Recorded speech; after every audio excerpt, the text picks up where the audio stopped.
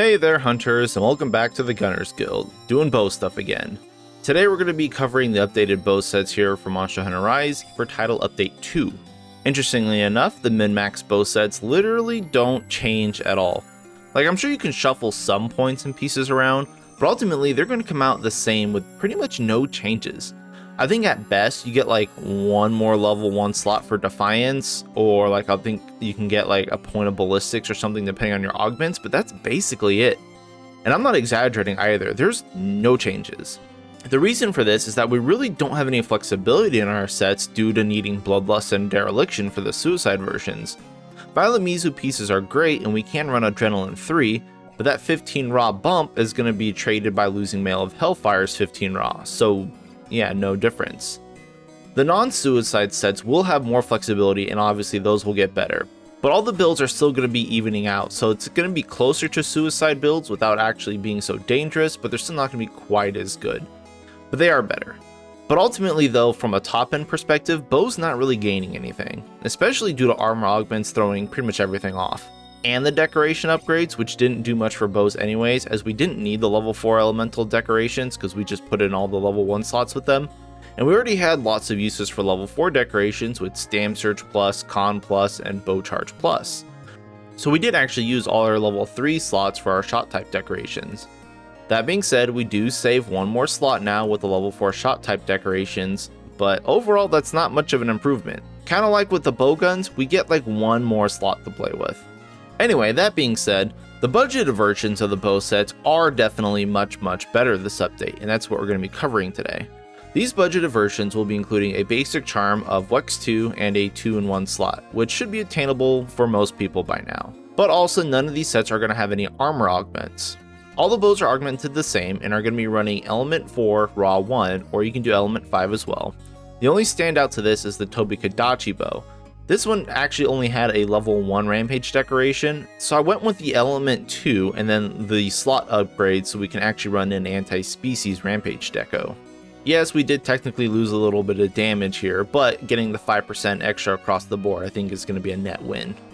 Anyway, back to the sets. So like the last update, these bows are pretty much all going to be running the same armor set.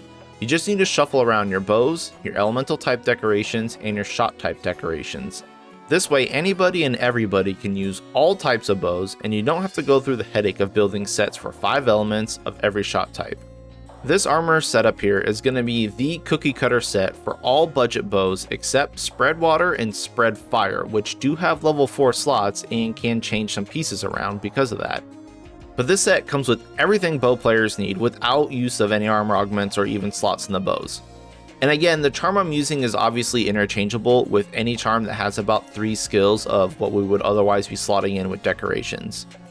Back to the set though, it comes with the element attack 5, attack boost 4, so we get the extra 5% there, Wex, stamina surge, shot type up, charge master, con 2, reload 2, coalescence 2, bow charge plus, bloodlust, blade scale hone, and burst. Like, it comes with everything. It's really good for a non-suicide build. And if you are playing bow on a budget, I really recommend not using a suicide version. These sets still do hit pretty hard. Like, I'm doing 100 plus per tick on most of these monsters, even with these budget versions. And depending on the slots of the bow, you can add in more attack up, more coalescence, or defiance, and even sniper. Basically though, you have 2 options when it comes to taking this set and then upgrading it with augments. You can either directly augment these and fit in more coalescence, attack boost, crit element, and even agitator through the direct addition of skills from the augments, or adding skills that we would otherwise use with decorations and then just moving stuff around. This will open the door for Sinister Coil to get Mail of Hellfire if you can get like Charge Master augments on the other pieces, or other sufficient level 2 skills that would free up slots. Here are the other sets with the small tweaks for the bows with better slots.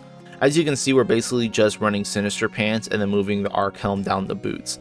This is the same setup as far as the skills goes, but also has Mail of Hellfire 1. So you can upgrade these, or you can move over to the Suicide version with Dereliction, which is pretty much more for the min-maxy stuff. It's the same elemental setup that we've always been using with the Arc Helmet, the Silverlow's chest, Arc Fiend gloves and legs, and Sinister Mango's waist.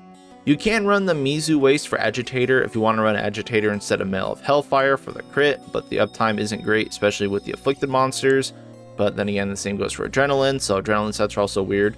But if you go the Suicide route with Dereliction, not only does it net you a lot more element through Dereliction itself, but it gives you some extra raw with Resentment, gives you more slots with Coalescence 3, Crit Element 3, and depending on the slots of the bow, you can even get in more Defiance, Sniper, or even Ballistics, which is actually really nice for spread and pierce bows, as we do get kind of enough utility slots now to cram in those quality of life skills.